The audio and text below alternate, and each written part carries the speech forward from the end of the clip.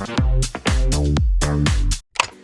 guys, and welcome back to another video. Today, as you might have seen in the title, we're doing another travel themed video. It's going to be another sit down and chat. And basically, when I got back from my trip from New Zealand, I wrote down like a massive list of all like the tips that I wanted to remember for when I'm traveling in the future.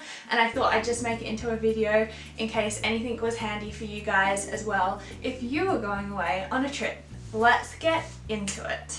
So number one, the travel tip that I want to talk about is considering how your travel plans might differ post-COVID or in 2022. If you're traveling in 2022, I think you need to keep in mind it's likely to be quite different and to be a bit more flexible with your plans, because if you watched any of the videos and you know what happened in New Zealand, clearly I didn't think about that beforehand. So number one, consider the impacts of COVID on your chosen destination. I'm pretty sure that a lot of Europe seems to be fine and opened up, but for example, I chose New Zealand, which had pretty serious restrictions for a long time and had only just opened up, so a lot of people weren't traveling there. So for me, who wanted to go and do a solo backpacking trip, it really wasn't the ideal location in 2022 after COVID, even though I think had it been literally like 2019, it would have been an absolute blast. This could also be a positive though, because keep in mind, if I had gone to like New Zealand with my family,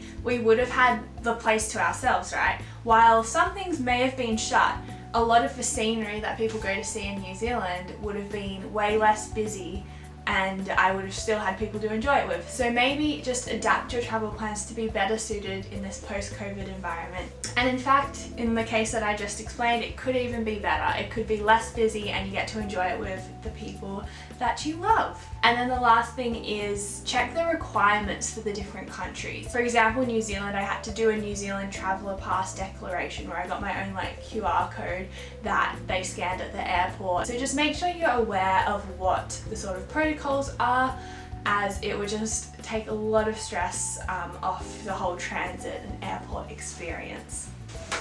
Number two is travel money, or like how travel money cards specifically. So if you are going to, or planning on going to a country where it's likely they're going to have EFTPOS machines and you're not going to just need cash to get around, what's the best travel money card to get?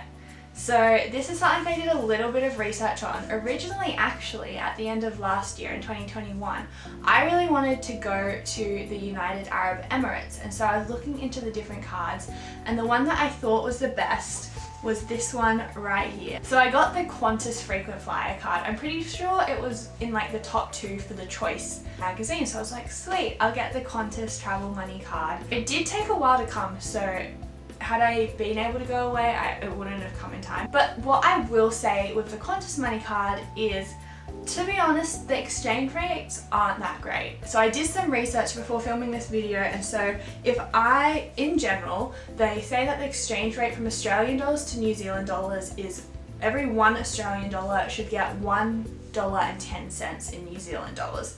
But when I was exchanging in the Qantas money card, my 1 Australian dollar only got 1.04 New Zealand dollars. So I was losing 5 cents for every dollar, which once again doesn't sound crazy, but it just worked out to be a lot of money when I was transferring thousands of dollars over, and I was like, oh, I'm not too sure about that. What I will also say though is maybe if you're like into frequent flyer, and if you're part of the Qantas frequent flyer club, it might be beneficial to rack up the points. But for me, who's not really like a frequent flyer, looking into the points, it just really wasn't a great deal. And the other thing is the transferring method is also less desirable. So I'm just going to pull up the Qantas Money app here. And so when it comes to loading on money onto the Qantas Money card, you can do an instant load, but they take 0.5% of the total. So once again, when you're doing large sums of money, that's quite a big chunk. And so then secondly, you can do a bank transfer, which you then have to wait 1 business day for. So if you're in a rush, it's not a really great option.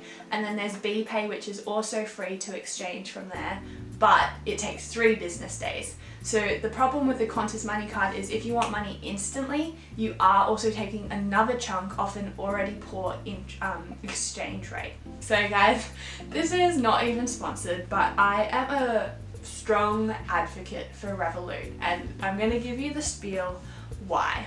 So my friend Jazz at Zumba was like, oh my gosh, I just got Revolut and it's like so much better than the Qantas travel money card. And I'm like, I've never heard of this Revolut.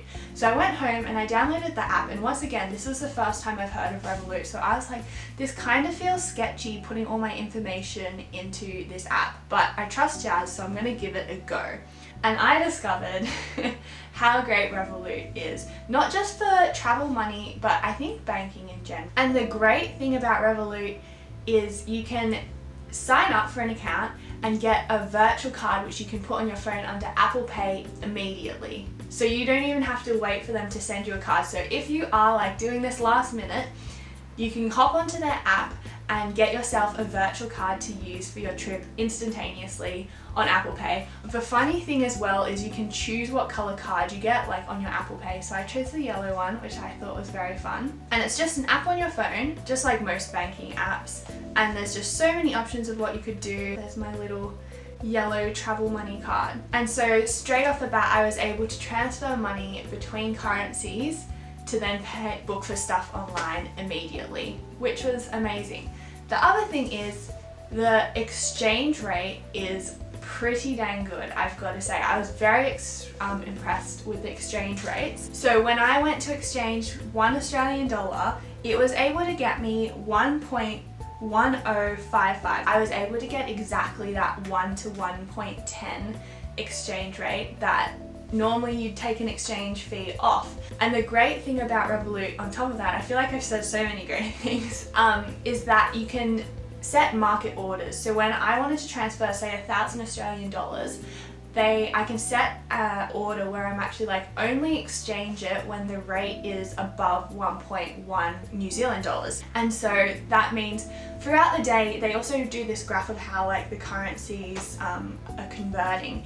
It means that it will exchange your money when it's at a rate that you are satisfied with. Obviously, if you set the rate too high and it doesn't meet that, you're never going to get the money exchanged over.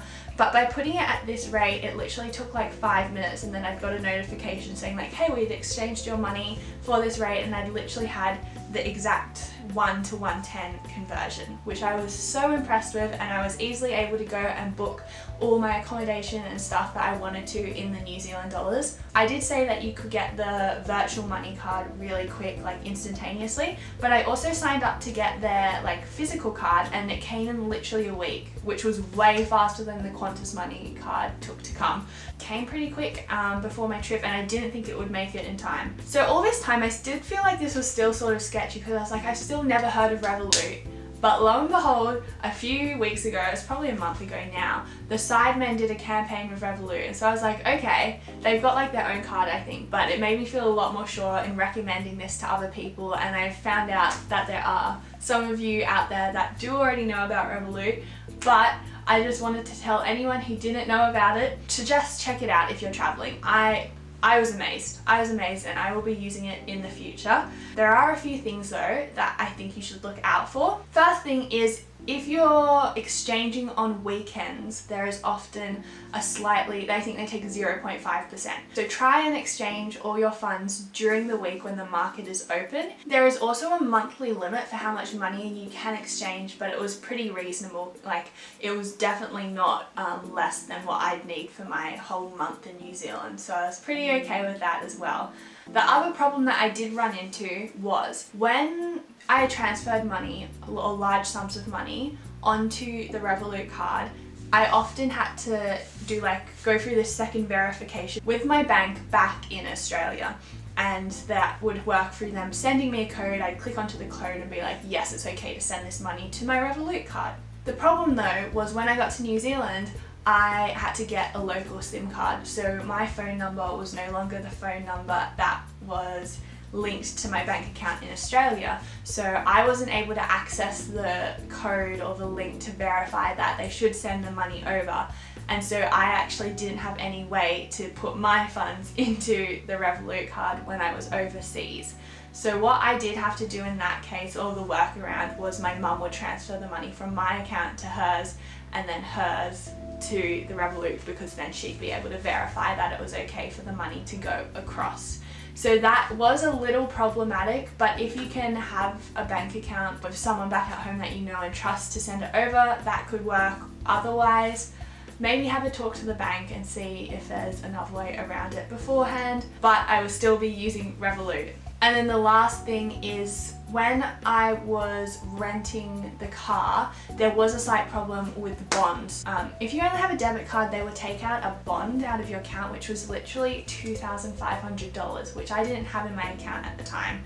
And it was like too hard to transfer over between all the bank accounts. So also it might be handy just to have a travel credit card, because when you have a credit card, they will not take out a bond, and then you don't have to have that extra few grand lying around in your account that they are going to take hold of. Overall, what we are saying is we're not too big fans of the Qantas Money card, but the Revolut card is also pretty. Like, look at that blue, purpley, pink, and there's different levels of cards. There's so much more to the app that I still haven't discovered yet, but from a travel perspective, I cannot recommend it more. Okay, let's talk about all things planes and airports for number 3.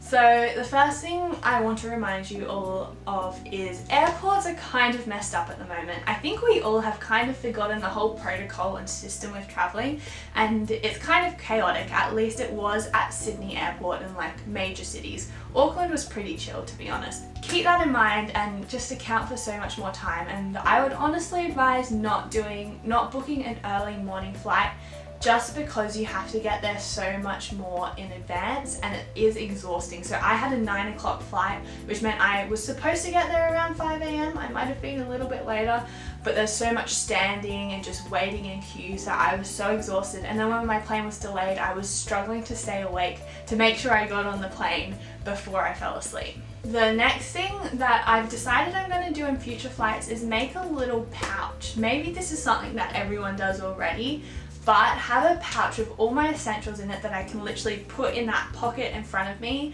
and so I never have to go rummaging through my bag or like up looking in the overhead lockers for things that I might have forgotten. And what I would be putting in there in the future is definitely my AirPods. Can I say AirPods are like revolutionary on the plane, like getting rid of that background noise. At least I have the AirPod Pros that block out outside noise, and they are a game changer on the plane. The one problem though is that they do run out of charge pretty quickly. If it was like a long haul flight, they definitely wouldn't last the whole time. So I'd say make sure you have your charger for your AirPods. And I'm pretty sure, I haven't looked into this, but you can get an AirPlay from Apple, which you like plug into the TV in the back of the seat in front of you, and so you can use your AirPods with the built-in movie thingy. I don't even know the word for it. Also, make sure you have a pen on you. I did pack pens, but I put them in the overhead locker, so when I got to New Zealand and I needed to fill out my arrivals form, I had to ask to borrow a pen. Normally I don't have any problem with that, but I just feel like after COVID, I'm always iffy. I'm like, I don't know, maybe they don't want my germs on their pen. Maybe they, I don't know. So I asked anyway. People are still nice, but maybe just put a pen in this pouch anyway so that you don't even have to worry about that. Eye mask, I put my eye mask in there. Love my eye mask. Earplugs, and also, funnily enough, I forgot how much neck support I would have liked.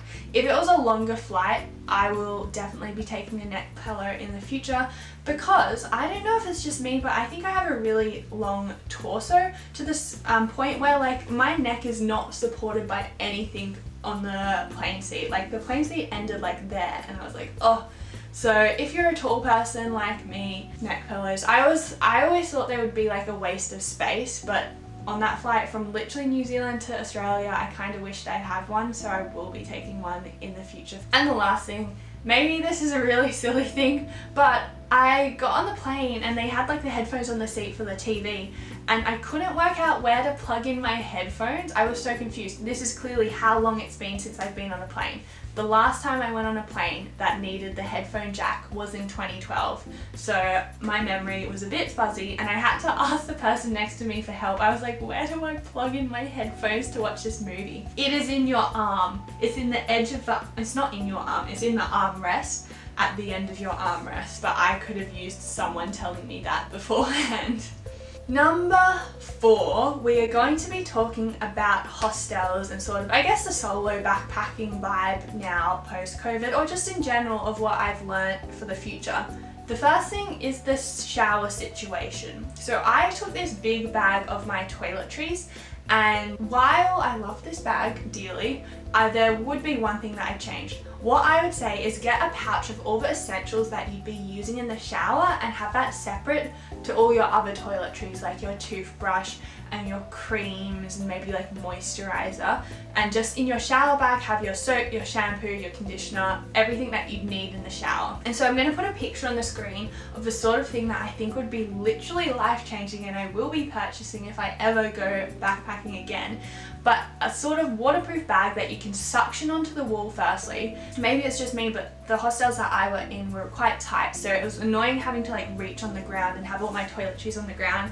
Also, I felt a bit icky about that, and I kind of like, I don't want to put it on the ground and that. So if you've got this suction bag and you can just suction it to the wall or hang it somewhere in the shower, you've got all your toiletries easy to access and you don't have to worry about it being cluttered up with all your other toiletries that you don't need at the time in the shower. The other thing that I wanted to talk about is these little bottles which I bought last year, I want to say, from Kmart. So I'm going to put another picture of how much they cost because I don't remember how much they cost, but I love these so much. And what they are they are little silicone travel bottles, and you can pour in like from your normal shampoo, conditioner, all of that into them, and then you just pop the top on it and they're good to go. And they're just small little travel size versions of whatever you normally use, and because of their silicone you can easily squeeze out every last inch.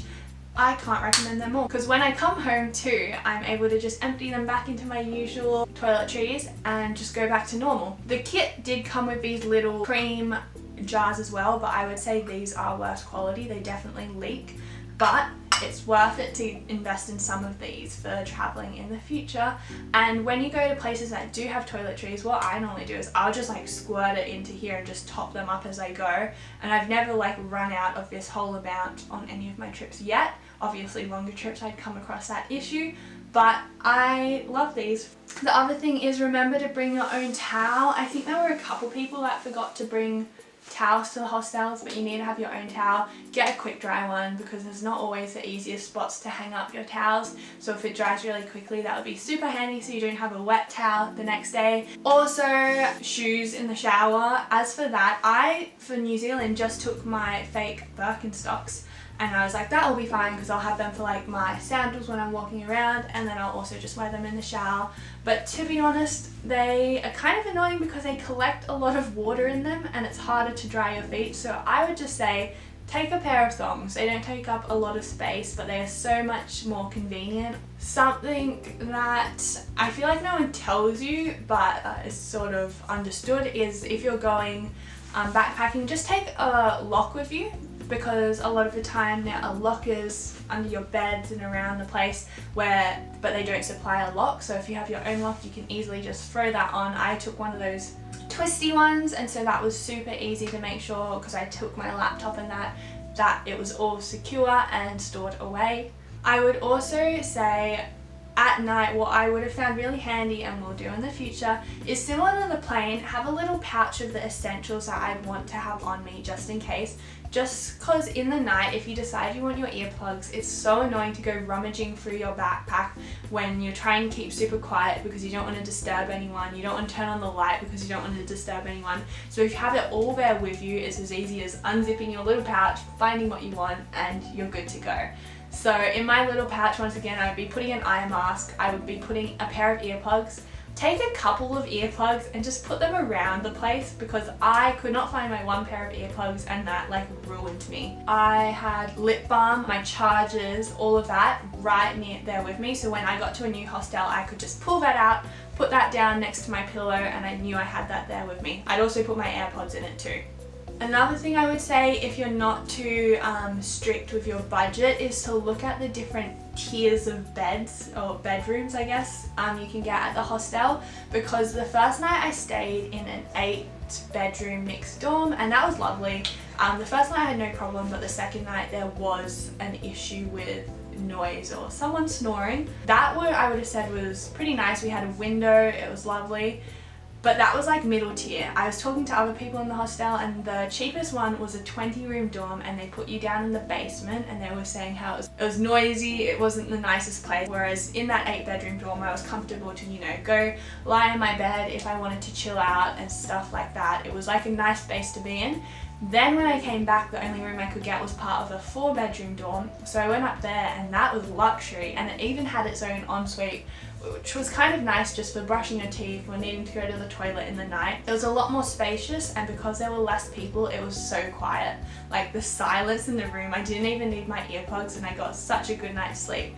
So if you do want to treat yourself but still want to experience that hostel sort of life, I would say definitely look into the smaller scaled rooms in the hostel, because you can still use all the facilities, but then you can go upstairs and hopefully get a much better night's sleep. If there is like issues with availability, because when I wanted to go back to this original hostel, I couldn't like book a couple of nights, there was only like one night at a time. Check if there's different room types available. Yeah, it's annoying changing from like the 4-person room to the private room and then down to the dorm 20, like the 20-person dorm. But if you really want to be at that hostel, and for me, you know, felt more comfortable there, it's not too bad to have to, you know, lug your stuff around between rooms. You can do it in multiple goes. A lot of people were doing that because they couldn't find like consistent availability. But for me, I didn't quite realize that so much, and I was like, oh, I can't get in, so I should go home. But maybe just suss out if you can change rooms if you want to stay at a place a little bit longer. I would recommend getting a collapsible container like I showed in my haul before New Zealand. That was super handy for putting my leftovers in, and because you could just microwave that the next night, it was dinner solved for a couple of nights if you needed, and I thought that was such a good purchase on my behalf, to be honest. And it's collapsible, it doesn't take up a lot of space, but if you're planning on cooking a lot yourself, definitely look into getting one of those. I got mine from Kmart for like $5, which was super cheap. And the last thing I would say if you're thinking about doing a backpacker style trip is pack light. Seems like it should go without saying, but just because you can fit it all in your backpack doesn't mean you need to take it. Think about the weight. Yes, maybe if you're traveling a lot, you're going to get used to the weight, but for me, I found it so defeating when I was already having a bad day to have to lug on this pack that like literally was so heavy and just wobble around all the time. Having a pack that I could easily hop on, like it was hard to get it on at first, and like once it was on, it wasn't coming off. So if I had just packed, I know I was going for winter, so I did feel like I needed a lot of the stuff that I brought. It was just too heavy. It was too heavy. And yes, you might be able to deal with that if you're having a really great time, but I can guarantee you if you're having a bad day, there is nothing worse to put even more of a downer on your mood than trying to lug on the heaviest pack in the world. So pack light. If you really need something, buy it there. And tip number 5 is a bit of a downer note, but I want you all to have a wonderful trip if you're going away. Travel is very different in 2022.